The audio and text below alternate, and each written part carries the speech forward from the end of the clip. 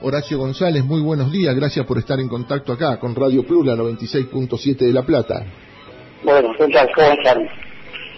¿Qué tal? ¿Cómo anda, maestro? Bien, vamos bien, estoy preparando el primer matecito de la mañana. Ahí aguantando este primer invierno que no ha venido tan frío, ¿no? No, realmente es soportable.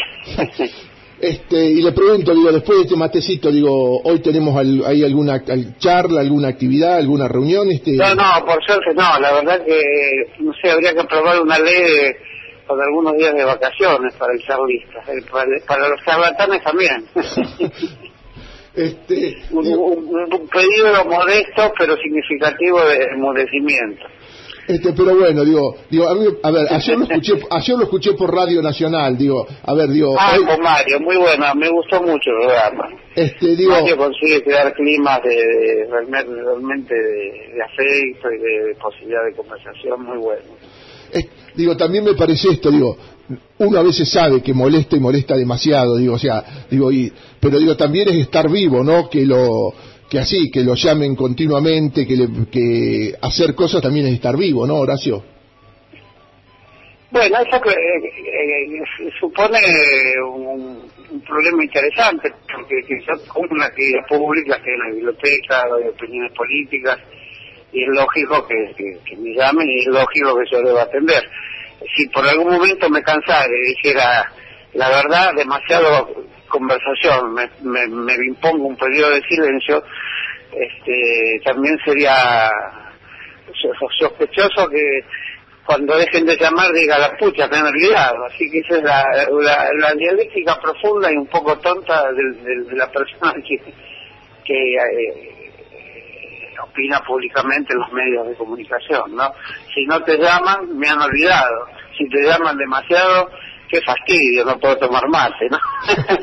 Bueno, pero mi pensamiento no es así, ¿no? Realmente a mí me gusta conversar y creo que la realidad de la conversación es la célula primitiva de la vida política, finalmente, ¿no?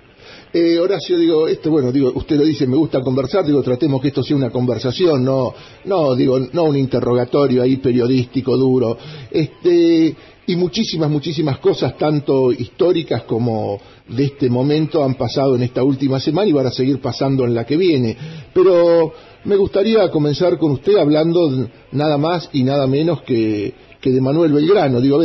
¿Qué nos puede contar, qué nos puede decir Horacio González, de ese enorme que durante años era un general, pero Belgrano fue mucho más que eso, el abogado Belgrano, el periodista Belgrano, el intelectual Belgrano, fue mucho más que un general, ¿no? Sí, fue todo eso. Realmente el sistema educativo argentino lo convirtió con la justificación, que siempre es una justificación profunda, en una instancia por la cual tenían que pasar los programas educativos sobre la Revolución de Mayo, y eso de algún modo lo convirtió en un estereotipo, ¿no?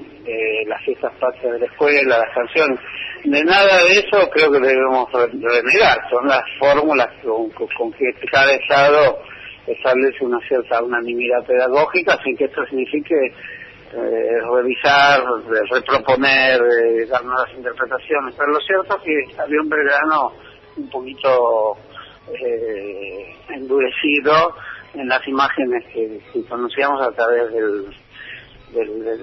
las fórmulas oficiales de enseñanza. Y eso es lo que decís vos. Era el fundador del Diario del Comercio, un diario que duró bastante tiempo, que fue coincidente con los acontecimientos de Mayo, aunque un poquito anterior.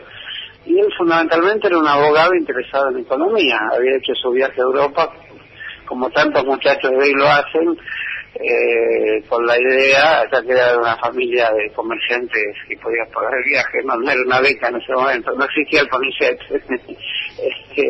Y ahí se pone en contacto con los economistas de la época, digamos, que eran economistas interesantes, los de la escuela fisiócrata. Eso quería decir los que veían que toda riqueza venía de la producción agropecuaria. No había un horizonte industrialista en Belgrano, ni hay por qué adjudicárselo, pues porque no pensaba en esos términos, pensaba en una suerte de asociación de ideas entre educación y agricultura, ¿no? Y de la agricultura saldría el excedente económico. Y los proyectos educativos durante todo ese periodo estuvieron fundamentados en la idea de crear una suerte de clase agropecuaria lúcida del país, iluminista, te diría, o ilustrada. Y en ese sentido creo que, sin ser una sorpresa, el hecho de que Belgrano no fuera tan múltiple en sus actividades, crea también la escuela de dibujo, el consulado es una institución fundamental de Luis Reinaldo y es una obra del que estaba a la vuelta de la Casa de Gobierno. Ahí se hace la asamblea del año 13, en la actual sede del Banco Provincia de Buenos Aires, en la calle de San Martín, creo, que tuvo tantas ocupaciones. Es decir, un edificio, no el edificio necesariamente, pero el predio es un predio histórico porque viene por lo menos de los días del consulado, que son a fines del siglo XVIII. Ahí actuaba Belgrano, de modo que se puede decir que ese es el intelectual de la época en todo sentido, y le faltaba esa nota final, porque es por la que más lo conocemos, que es también muy emocionante, que es el improvisado general.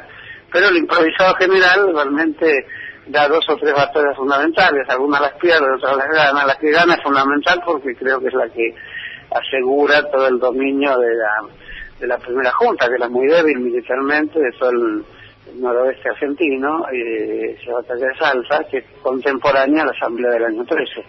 La asamblea del año 13 va sesionando mientras se reciben las noticias de la batalla de Salta, ¿no? De modo que hay que pensarlas en común. Salta, la asamblea del año 13, y ahí produce los gestos que son conocidos, también liberar los prisioneros, un poco ingenuo, digamos, ahí en una guerra no lo hace nadie, pero lo bueno es que el Belgrano lo hizo, que es liberar todos los prisioneros con un compromiso, no sé si firmado, no me acuerdo bien, de no volver a actuar contra las tropas que había enviado a Buenos Aires, cosa que sí hacen los soldados españoles, no todos eran españoles, por supuesto, eran también criollos al mando del general Tristán, ¿no?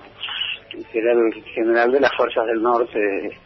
Y ahí Belgrano revela un toque necesario en esta idea de emancipatoria que exigía el uso de las armas. Es un toque humanístico muy interesante, ¿no? Y después son conocidos los acontecimientos de la bandera. Él piensa con cierta ingenuidad que es necesario un distintivo.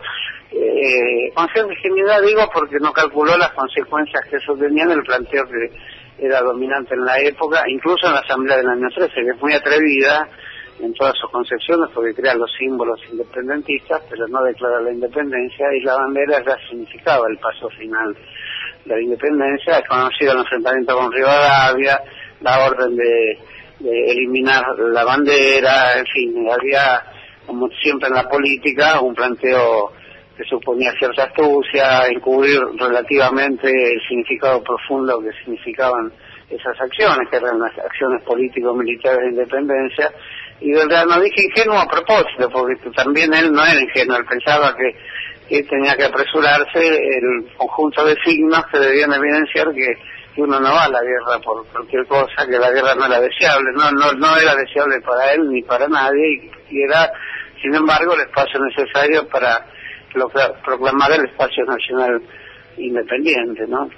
Los belgraninos fueron muchos, no sé si era un partido político, no era exactamente un partido político, no era lo que sería un jacobino, que nadie lo fue enteramente. El jacobinismo tenía notas así económicos, políticas y de activismo que acá enteramente no se dieron, pero Moreno se acercaba un poco, Castelli también se acercaba, él menos, evidentemente, él mucho menos. Sus partidarios son también partidarios de un tipo de educación, como dice, vinculada a las ciencias agrarias y a la filosofía sensualista, que lo que quería decir es que el conocimiento surge de las formas empíricas de la experiencia. De ahí que en su propio ejército hay una escuela de formación filosófica, hay un coronel, no me acuerdo quién ahora, que tiene ese tipo de saberes, y hay una persona que es bastante conocida en la historia argentina, aunque sería un héroe menor, que es José Crisóstomo Lacinur, que también era un personaje vinculado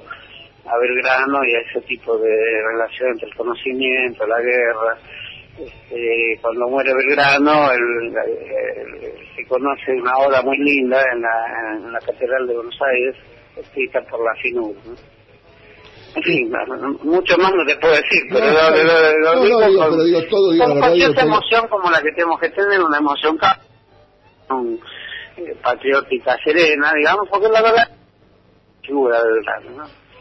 No, pero de todo lo que ha dicho, digo, hay montones de disparadores, digo, la bandera, la asamblea del año 13, digo, ahí el pensamiento, digo, ahí a Belgrano en algún momento, de hecho se lo sigue en los manuales y lo sigue etiquetando como tal, como fisiócrata, ¿no?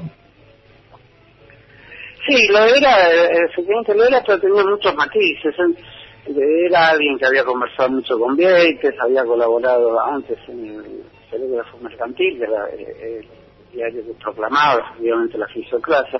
Su diario, El Correo del Comercio, era un diario del movimiento de las mercancías en el puerto, ¿verdad? También el libre comercio. Se dice que escribió la representación de los asentados junto a Moreno. Eso ya, el tiempo con sus nebulosas hace ya medio imposible distinguir a quién pertenece cada párrafo, y en general se lo atribuye a Moreno, ¿no? Pero también era alguien partidario del libre comercio, sensiblemente. Le pregunto esto, Horacio, ahí, ¿qué significa la bandera? Digo, porque, a veces, se cuestiona que en los partidos de fútbol se pone la bandera, se canta el himno. Digo, ¿qué significa la bandera? Con esto, de esa visión de Belgrano. Bueno, la pregunta es muy interesante, y tan interesante es que tampoco es fácil responderla, porque si fuera tan fácil, evidentemente no produciría ese tipo de temblor, de agitación que produce en la conciencia colectiva, y siempre de una manera, diría, a veces secreta, íntima, porque uno también debe dudar del patrioterismo de bandera fácil. La bandera no es fácil, es difícil. La bandera no se usa en cualquier momento, y es cierto que, como si antes, forma parte del aparato pedagógico, izar la bandera cuando empieza una actividad, bajarla cuando termina esa actividad, es decir, estamos, porque esto casi directamente te dirige a algo pomposo, algo muy performativo, a llenar el pecho henchido de heroísmo todos los días. Eso la bandera, si la bandera pensara, diría, no es posible, no tenemos a la gente todo el día con el pecho hinchado cantando las alabanzas. La bandera es un toque refinado en la conciencia, eso es lo que pienso yo. Cuando aparecen las banderas de clubes o las banderas de instituciones que son esta institución tan difícil de definir, que es un país, una Argentina, que tiene todas las instancias y dimensiones de la experiencia humana, la económica, la científica, la espiritual, también pasa lo mismo. Quizás hay una acentuación, no obligatoriamente, sino intencionadamente plebeya, los trapos, etcétera, lo cual hay que revelar. Ahí está un poco el secreto del valor de la bandera. Cuando se dicen los trapos, se dice, ¿y qué sería? Un pedazo de tela, un objeto material insignificante que está en todos lados. Sin embargo, ahí se proyecta una ansiedad colectiva, un pánico, un temor, un deseo, la gana de un triunfo, y en la derrota el infortunio también es algo que se piensa colectivamente. Entonces, cuando aparece en la dimensión popular, plebeya o futbolística, digamos, decir los trapos, tiene casi el mismo significado. Por eso el lenguaje tiene sus diferencias sutiles. El mundo no diría Belgrano creó el trapo argentino, porque la palabra trapo tiene cierta idea despectiva, está ligado al piso, al interior del piso, entonces no se diría así. Pero si se lo diría así, y uno le pregunta a un hincha de fútbol si está bien o mal, diría sí, también está bien, porque decimos en la palabra trapo algo que significa una experiencia de vida, y algo que deliberadamente lo ponemos por el suelo, pero para decir lo contrario, para decir que está sin ninguna pompa y sin ninguna poesía especial, está en un lugar tan recóndito de la conciencia que exige de nosotros acciones extraordinarias. Entonces, en ese sentido, es más fácil definir la extensión de temas que van desde la expresión bandera a la expresión los trapos, ¿no? Y muchas veces estas expresiones se mezclan, se confunden, encuentran siempre la posición de quien ve en eso un cierto signo de violencia, y está bien, hay que oponerse que la bandera signifique un signo de violencia, pero no hay que oponerse a que la bandera signifique también un llamado, que no es posible hacerlo todos los días, porque no, todos los días ni recibe este llamado, ni se lo hace todos los días, y es un llamado a convocarnos alrededor de temas fundamentales que, por más que una nación está hecha de conflictos, y lo demuestra la actualidad nacional, sin embargo hay un punto último, que es quién tiene la mayor razón en ese conflicto y quién puede darle el mayor significado a esa bandera, ¿no? Horacio, aquel 1813 fue con la asamblea del año 3 y con las batallas de Salta y Tucumán, fue un año bisagra importantísimo en la historia argentina, pero lo traigo a nuestros días. Este 2013, con algunas batallas que está dando la presidenta, también lo podemos, y con algunas cosas, algunas respuestas que tiene a esas batallas y algunas cosas que pasan, lo podemos también tomar como un año bisagra en la historia argentina para el futuro nuestro. Bueno, ahí uno podría pensar en muchos otros, sin duda, el ascenso del radicalismo, la erupción del peronismo en aquellos días de octubre de hace ya varias décadas, pero estos años hay que desmerecerlos en la radicalidad que tienen. Es una radicalidad extraña porque no es fácil de definir. Hay una ley que fue aprobada por el Parlamento y un conjunto de dictámenes de otro poder de la República que impide que la ley tenga pleno significado, que me refiero a la ley de medios, y también un debate sobre la magistratura que se hizo muy rápido. Yo creo que había que haberlo hecho con más fundamentos, un poco parecido como se hizo la ley de medios, que sin embargo también tiene un avance muy grande, tiene un cierto aire, de democracia más radicalizada, al poner en la soberanía popular también una decisión fundamental sobre la elección de los jueces. Yo creo que eso no iba a ser fácil en la Argentina, conociendo el desarrollo institucional de Argentina en toda su extensión, conociendo los modos específicos con los que actúa la clase judicial, que es muy heterogénea y no es necesario acusarla de nada. Es una clase judicial que responde a cierto orden conservador nunca bien explicitado, y es una pena que no pueda acompañar estas reformas que no implican ningún trastorno para ningún país, sino que hacen más delicada y más efectiva y más pertinente y más, si vale decirlo así, más justa la justicia. Y bueno, ocurrió algo que sin duda significa un cierto cierre para el despliegue más pleno de la democracia en Argentina, pero evidentemente hay que seguir pensándolo en términos de una gran discusión. Ese fue el sentido del discurso de la presidenta en Córdoba, que tuvo además una nota muy interesante, me parece, porque los discursos de la presidenta tocan varios temas, a veces simultáneamente, pero la cita de la frase de la reforma universitaria, y como se sabe se escribió en Córdoba, y es la pluma de Deodoro Roca, el gran reformista universitario, que mucho tiene que ver, reforma universitaria, reforma judicial. Las libertades que nos faltan son los dolores que aún tenemos. Una frase bien de este romanticismo científico de principios del siglo XX, la presidenta la volvió a decir. Uno diría, bueno, ¿qué hecho poco resaltante? ¿O qué tiene que ver decir una frase así, que tiene cierta razón esa frase? Es una proclama, pero está dicha en Córdoba, está dicha en el lugar donde la reforma universitaria, por más que fue distorsionada de muchas maneras, aún se recuerda, fue la gran gesta juvenil de principios del siglo XX. Entonces, dijo muchas otras cosas también. Todos los que dice la presidenta son elementos de una discusión. Yo somos por lo menos así, hay frases que discuto más que con otras frases, y eso compone la trama de discusiones en la que hoy está empeñado el país, y lo que apoyamos al gobierno tenemos la obligación también de hacer de estas discusiones donde si hay señalamientos o observaciones críticas que hacer, también debemos hacerlo.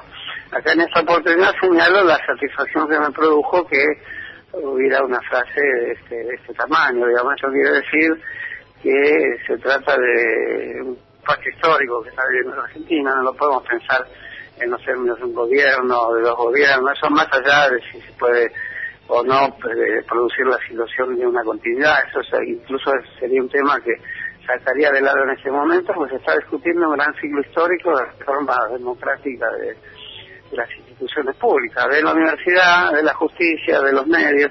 La diferencia con aquellos años de la Asamblea del año 13 es que estaba el redactor de la Asamblea que escribía en Monteagudo, era un periodicucho de 8 páginas, muy bueno por cierto, y los medios de comunicación no jugaban ningún papel en especial, más de ser solamente de ser transmisores de lo que decidía una asamblea. Por eso menos que diarios eran diarios de sesiones como el que existe hoy, pero nadie se basa en un diario de sesiones para hacer política.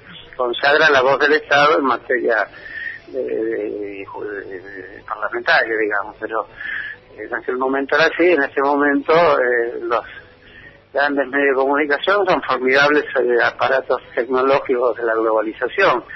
Por lo tanto, en realidad la ideología hoy, ya que tanto discutimos la ideología, es menos un conjunto de códigos, de enunciados, de frases que indican cómo debería ser o no la sociedad o qué grado de utopía podemos ponerle las cosas, sino que la ideología es eso también, pero fundamentalmente es el manejo de un formidable mecanismo y instrumental técnico que constituye palabras, solo unas recorta otras y de algún modo constituye alguna suerte de dirección colectiva de las conciencias prácticamente a nivel de una escala gigantesca de toda la civilización. No es que hayamos perdido la libertad y no es que la prensa se siente la amenaza, pero ha tomado para sí mismo a causa de que todo el argumento, que todo lo que no coincida con lo que dice la gran prensa, que tenemos que traducirla como la gran hipótesis de perfección a través de formas económicas, de formas de producción y de relación con la naturaleza, y todo eso está ahí, esos son los grandes poderes, y no opinando de una forma similar se te dice que no tenés la libertad de expresión y demás. Por lo tanto es una lucha por momentos un poco desigual, aunque se dicen atacados, y por otros momentos hay una especie de semántica equivocada también, porque se dicen que son los que víctimas de la afectación de libertades, y en general suele ser lo contrario, porque de ahí sale el dictamen, digamos, el programa, la minuta, podríamos decir, de todo lo que la sociedad puede hablar y decir. De algún modo los pensamientos ya vienen utilizados, pensados, ya están en estado de pensamiento elaborado, del enorme detritus de circulación de mercancías llamadas información que hoy tiene y registra la humanidad entera. Entonces esa es una gran lucha que se suma a muchas otras cosas. Nuestros gobiernos, Venezuela, Brasil, Argentina, con sus diferencias, son muchas diferencias, pero son más las similitudes en cuanto a ampliar el espacio de la democracia. Y tienen muchos obstáculos, como demuestra Brasil, que tiene también, ahí no hay ley de medios, pues los medios atacan igual al gobierno, porque sospechan que es un gobierno que efectivamente si tuviera que hacer una ley, haría una ley parecida a la que se hizo en la Argentina. Y ese trabajo se hace sobre las conciencias, que son conciencias que legítimamente esgrimen la idea de libertad de circulación en las ciudades, la demanda del bajo precio de los transportes es justa, y muchas demandas, incluso también hablan de reformular los medios de comunicación en Brasil. Pero lo que tienen de similar con lo que ocurre en la Argentina y en otros lugares es que son como las nuevas masas disponibles, digamos, y eso no es ninguna injuria ni ningún vituperio al que sale a la calle a reclamar lo que cree justo, pero se hace bajo ciertos términos que también en última instancia permiten el debilitamiento de los gobiernos populares, que muchas veces cometen errores, que muchas veces, demasiadas veces para mi gusto, que muchas veces no ven cómo se van forjando estos estados de ánimo colectivos, que tienen razón en muchas perspectivas, pero no es justo que tengan razón en contra de gobiernos populares por más deficiencia que tenga. El PT tiene las mismas deficiencias de Frente para la Victoria, el modelo de política que hacemos nosotros todos, es un modelo muy retrasado respecto al modo vertiginoso en que se suceden los episodios comunicativos y la estructura de la información que hoy recorre la humanidad, ¿no? Son partidos políticos casi que vienen del siglo XIX, no el PT, que es un partido moderno, industrial, pero nuestros partidos políticos sí son más antiguos y tienen procedimientos que van siempre a la saga del modo en que se reúnen de las conciencias a través de nuevas tecnologías, ¿no? Horacio, le pregunto lo siguiente. Bueno, me sentí demasiado. No, está bien, digo, la verdad, digo, es un placer, digo, por lo menos, digo, para mí y alguna audiencia que tengo, alguno habrá cambiado de radio para escuchar música, pero alguna audiencia que tengo, digo, yo creo que, la verdad es que yo escucho mucha radio, me gusta escuchar música, me gusta escuchar buenas conversaciones, supongo que esta lo habrá sido, también me doy cuenta en la radio y de todo. Lo que no me gusta es la estridencia y el hecho del juicio ya formado, que en muchas de las radios, que son paradójicamente las más escuchadas, que tienen como características. Bueno, ¿no? a eso iba, digo, cuando, digamos, no es que lo cortaba para despedirlo, sino para hacer una pregunta más. Digo, a ver, usted como sociólogo, digo, usted ahí nos estaba diciendo, es esto, digo, quienes se quejan que no hay libertad, quienes se quejan que falta de expresión, digo, en su misma queja y en la misma forma efusiva o de barbaridades que dicen, están demostrando que hay libertad de prensa, que hay democracia, que bueno, que esto no es un gobierno totalitario. Eso, las manifestaciones como las que se ha hecho aquí, o el programa de la nata, sí. Pero cómo digo, la gente, pero la pregunta es esta, de libertad total, ¿no? Pero la pregunta es esta, Horacio, usted como sociólogo, ¿cómo cree que la gente lee, que la sociedad lee esos dichos? Bueno, hoy lo que llamamos sociedad es algo que usamos que lo interpelamos con una palabra que es demasiado completita, demasiado entera, demasiado sin fisura. Una sociedad es lo fisurado por excelencia, ¿no? Lo que está muy caracterizado por el cruce de todas clases de pensamientos y de rupturas, y siempre hay puntos de cierta unificación. Por ejemplo, lo que menciona la nata es un punto muy fuerte de unificación de un sector importante desde la sociedad argentina, que digamos es tan fuerte y tan intenso como tan simplificador su pensamiento, porque colocar todos los problemas de un país encerrados en una categoría de corrupción, ¿no? Y lo que digo es que no creo ni que deje de existir ni que deba dejar de ser investigada, por supuesto, pero así como lo hace la nata, que lo coloca en un marco teatral muy precario, pero eso lo hace también muy efectivo. De algún modo es una burla muy completa, casi al completo ejercicio de la política, de la democracia en general, y también de la vida intelectual, al realizar toda clase de parodias, que es un viejo género muy estimable, es el género de la democracia, la parodia. La comicidad también es un género democrático, pero hay ciertos modos en que uno percibe que se hace para destruir, para agrietar, que se hace para reemplazar el insulto. Pero en general la comicidad no se hace para reemplazar el insulto, se reemplaza la ironía, se reemplaza las parodias, son otros géneros. Cuando uno escuchaba a Tato Bores o a los grandes comediantes o los capos cómicos de la televisión argentina, por supuesto hacían críticas duras a ninguna figura presidencial, se salvó de eso, pero uno sabía, había como un acuerdo general, no escrito por nadie, no es un pacto social que nadie nunca escribió, pero es que la comicidad sobre las figuras públicas es un soplo de aire libre en la democracia. La figura pública puede replantearse cosas, pensar sobre sí mismo, reírse de sí mismo, y el cómico es el que se ríe de sí mismo también. Incluso por eso pienso que ahora estamos también peligrando de perder esa idea profunda de comicidad que tienen los pueblos, esa idea de los días de carnaval donde se invierten las cosas. No, ahora se usa de una manera absolutamente destructiva, como un artificio de guerra, cuando en realidad es un artificio de la alegría y de la diversión. Bueno, yo veo que eso son discusiones que hay que hacer en todos los terrenos donde uno puede hablar y decir las cosas con también libertad de crítica. En eso también insisto, porque no son momentos para quienes apoyamos o sentimos que este gobierno dio pasos fundamentales, también para suponer que nos abarca algún dogmatismo. También las cosas que veamos fuera de un cuadro genérico de interés para que progrese la historia argentina en un sentido más adecuado. Si algo está fuera de ese cuadro general de optimismo que de algún modo se creó en la Argentina hace algunos años y que ahora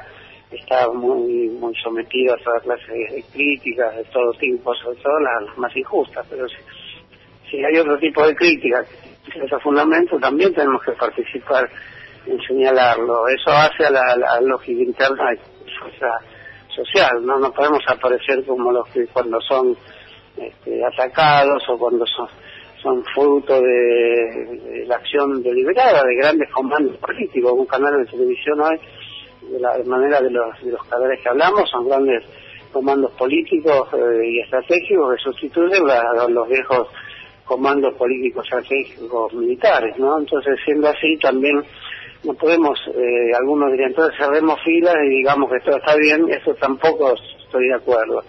Cerramos filas puede ser, pero sin perder la voz propia o la voz libre que nos permite también señalar lo que no nos parece adecuado, ¿no? Esa es mi posición, ¿no? Lo veo muy afilado con el tema medios, Horacio, digo, ahí está con un nuevo libro, así que está con toda la política. Bueno, escribí algo sobre esto, sí. Hay un gran libro que no sé qué escribí yo, que aprovecho más de la publicidad, que es el de Sivak, sobre Clarín. Es un libro muy bueno, pues una investigación de 5 o 6 años, leyendo el diario. Yo no hice eso, yo hice un libro sobre historia del periodismo y lo hice en 3 semanas. Quiero señalar esa diferencia porque el libro de Silva, que lo recomiendo fuertemente, es un gran estudio sobre la historia de... ¿Y el de usted en historia es un libro sobre historia del periodismo? Sí, de todos los diarios, por eso un poquito más superficial, pero tomé desde el diario inglés de las invasiones inglesas, que era un diario moderno, el más moderno que había en Río de la Plata, del que trajeron los ingleses, la Estrella del Sur. Era el diario de publicidad del ejército de Beresford, hasta Clarín, La Nación, etcétera, pero siguiendo distintos hilos de reflexión y en un estilo más ensayístico, es decir, no tiene la documentación que tiene el libro que antes mencioné y otros tantos, ¿no? También más bien lo que sería hoy la estructura moral de lo que significa hacer periodismo en la Argentina a través de diversos ejemplos del diario Crítica, que fue un gran diario fue con su espolón golpista en los años 30. La Nación no es fácil decir de un plumazo lo que es un diario más que centenario, no solo estaba Mitre, por él pasaron casi todas las plumas de todas las épocas de la Argentina, y escribió José Martí, hasta Roberto Arre escribió ahí, de modo que eso hace complejo el problema de la prensa. Horacio, para finalizar, digo, esta vez no fue tapa de Clarín, en un momento fue tapa de Clarín, La Nación, y pedían que su cabeza más o menos rodara, era así, cuando escribió aquella carta al director de la Feria del Libro, al presidente de la Fundación del Libro, por el tema Vargas Llosa. Bueno, la Biblioteca Nacional le hizo un homenaje a Borges, el primer monumento a Borges en la Argentina está en la Biblioteca Nacional. Digo, y así, para finalizar, desde un hombre como usted que piensa digo, a ver, no quiero catalogarlo como porque usted ayer fue hablando de su ADN, pero digamos, a ver, hablar de Horacio González me parece que es hablar de alguien que piensa desde lo nacional, lo popular, con una fuerte, también con un toque de marxismo, digo, no puede ubicarlo por ahí en el pensamiento de Horacio. De la izquierda democrática argentina, digamos, ¿no? Bien. Sí, de la historia de la izquierda también. Yo pienso que las fuentes tienen ese rango nacional popular y tiene que tener lo que los socialistas, la izquierda argentina generaron como memoria de movilización también y otras también grandes avenidas teóricas de Argentina que no tienen esos nombres también tienen que estar.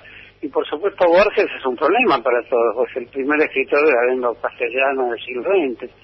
Y sus opiniones políticas, coincidan o no con lo que piensan muchos, son un tema porque o se pueden dejar de lado, o se pueden refutar, o se pueden considerar parte de una especie de dadaísmo que tenía Borges, o se lo puede considerar como la deriva anarquista que hizo después de ser irigoyenista, porque lo fue, pero no se puede, del modo en que combinemos esas declaraciones con su literatura, de ninguna manera se puede ignorar la dimensión y el tamaño enorme que tiene toda la aventura literaria de Borges. Sería una imagen en la Biblioteca Nacional que dirigió durante 18 años. Fueron los 18 años de la profesión del periodismo, pero si no sabemos pasar por alto esas cosas, pasarla por alto no quiere decir olvidarla, quiere decir pensar que tienen también una dimensión literaria en Borges tal, que Borges es alguien que escribió simultáneamente al peronismo y en forma secreta y muy, a veces muy poco distinguible, están todos los temas del peronismo tratados. Basta que te diga el tema del traidor y del héroe, son terminologías y palabras que están tomadas de la vida política real argentina, por más que estén situadas en Irlanda o en algún remoto país del norte de Europa, ¿no? Son todas grandes alegorías de la Argentina. Y en cuanto a Vargas Llosa, siempre dije lo mismo, me gusta como escritor, no me parecía correcto que abriera la feria un personaje que venía con una programática liberal, que tampoco la palabra me asusta, hay elementos liberales que hay que conservar, pero este liberalismo de Vargas Llosa significa un ataque serio al gobierno, ¿no? Bueno, en fin, es un tema mucho más largo, pero mucho más largo porque uno nunca sabe bien dónde hay que poner la opinión, y la materia literaria casi siempre donde crees que estás en una suerte de lugar muy especial y protegido de las tormentas de la política, no, ahí están, y a veces están mucho más ahí en la gran vida política tormentosa, están más en la literatura que en un local partidario, ¿no? Bien, Horacio, la verdad, hablamos más de media hora, la verdad muchísimas... mira vos, no me di cuenta. Sí, hablamos más de media hora, mire, increíble. Bueno. La verdad, tenía muchísimo gusto por hablar con usted, digo, la verdad, me permite, voy a contar esto, todo una aventura, porque Horacio González antes tenía teléfono de línea, ahora tiene celular. Bueno. Sí, pero de línea lo sigo estimando como siempre, y es más autista, más seguro. Yo tenía el teléfono de línea y Horacio se me muda y tiene celular ahora. Él me da el celular en una charla que vino a... Lo único que puedo decir en mi disculpa es que es un modelo muy viejo y no pienso cambiarlo. No, pero usted no sabe lo que me pasó. Muy viejo quiere decir 3 años. Sí.